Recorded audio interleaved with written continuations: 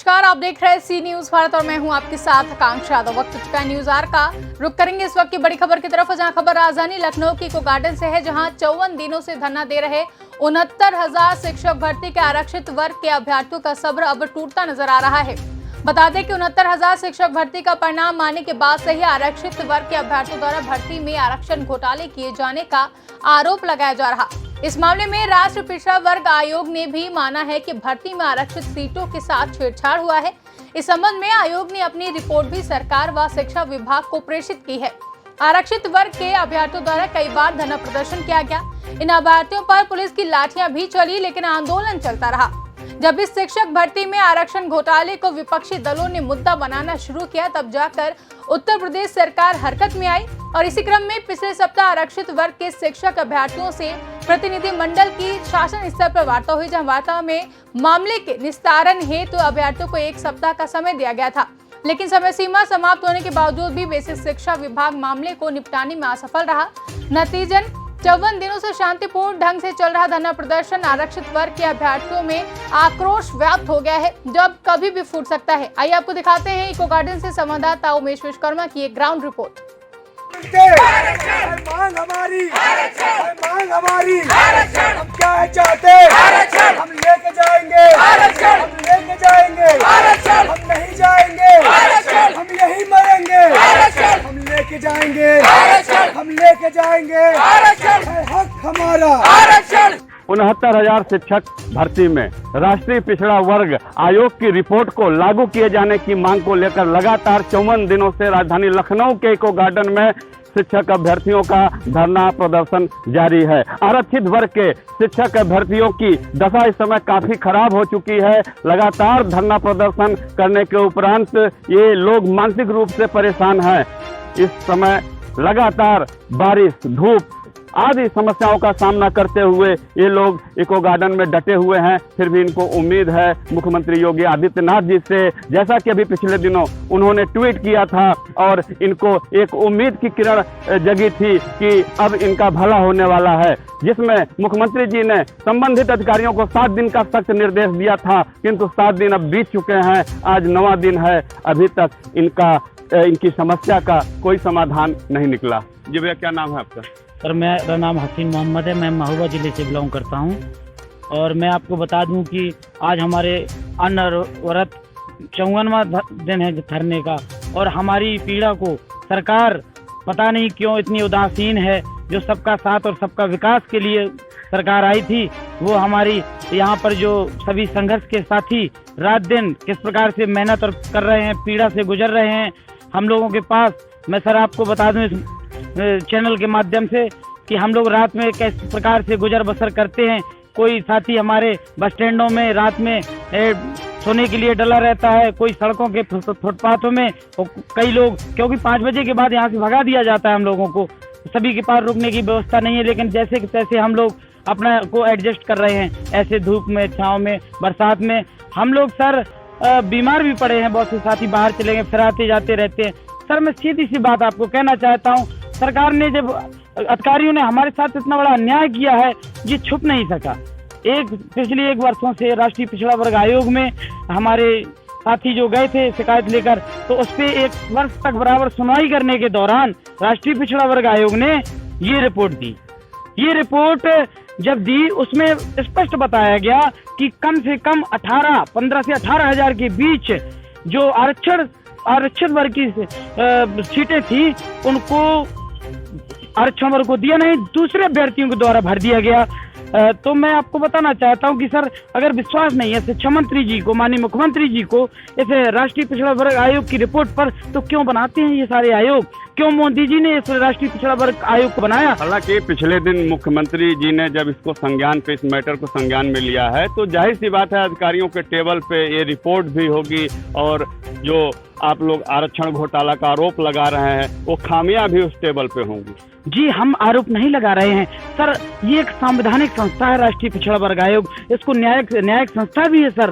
इस पे अगर कोई कटाक्ष करता है, इस पर कोई टिप्पणी करता है, चाहे वो बेसिक शिक्षा मंत्री हो या कोई अधिकारी हो, अगर इसको फॉलो नहीं करता है और इस पे इल्जाम लगाते हैं कि ये लड़कों को भड़काने के लिए रिपोर्ट दी गई है, तो सर इन पर मानहानि का मुकदमा चल सकता है, क्योंकि एक न्यायिक संस्था है पिछड़े वर्ग की।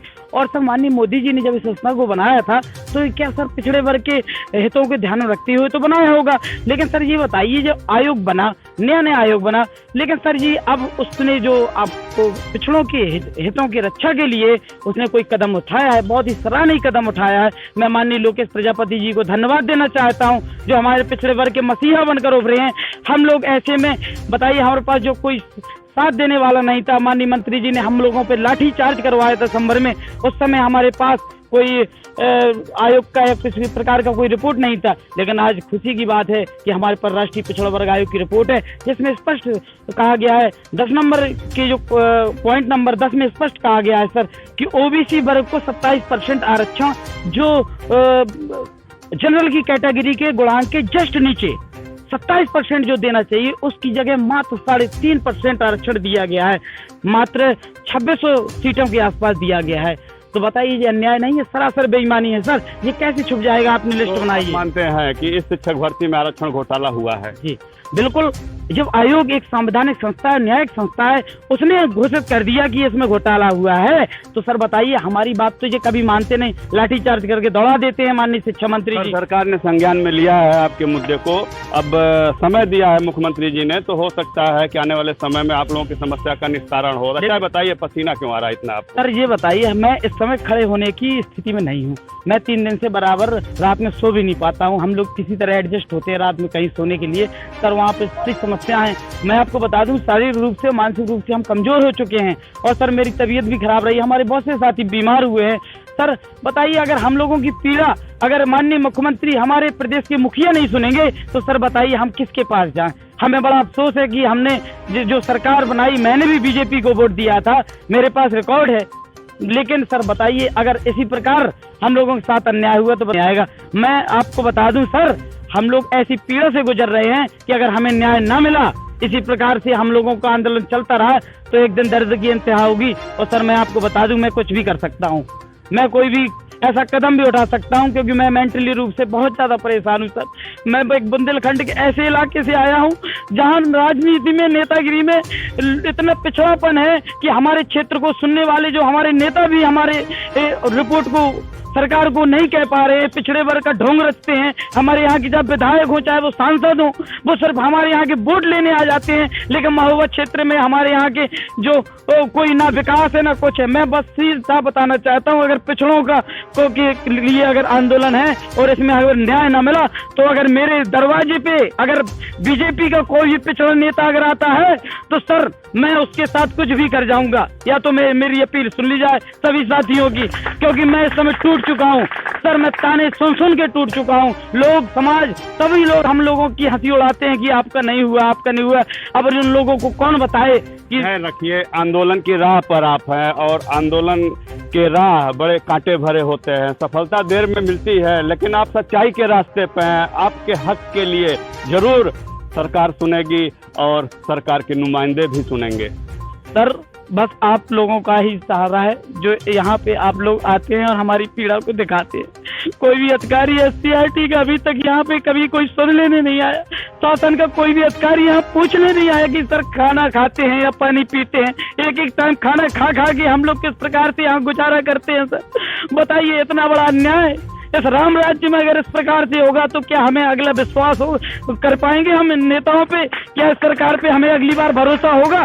क्या ये विधानसभा में, चुनाव में वोट लेने हमारे घर घर नहीं आएंगे? सर मैं इनको बताना चाहता हूँ कि अगर हम आपको तख्त पे बैठा सकते हैं, तो तख्त से उतार भी सकते हैं। ये नोट कर लें, दर्द की एक इंतहा होती है सर, क्योंकि हम लोग वो लोग हैं, पिछड़ा समाज देश में सबसे ज्यादा है, वो ही सरकार बनाता है, और दलित तो पिछड़ा ही सरकार गिरा भी सकता है। सर हमारी पीड़ा को जाया नहीं जाने दिया जाएगा। सर मैंने इतना बता दिया, मैं बहुत मेंटली परेशान हूँ, बहुत ज्यादा। ये शिक्षक अभ्यर्थियों के, आरक्षित शिक्षक वर्ग के अभ्यर्थियों का दर्द है, वाकई इनका दर्द बड़ा इनके लिए असहनीय है। ये बड़ी पीड़ा में है और मानसिक उत्पीड़न का शिकार हो रहे हैं। इसी के साथ साथ यहाँ कुछ महिला अभ्यर्थी भी हैं।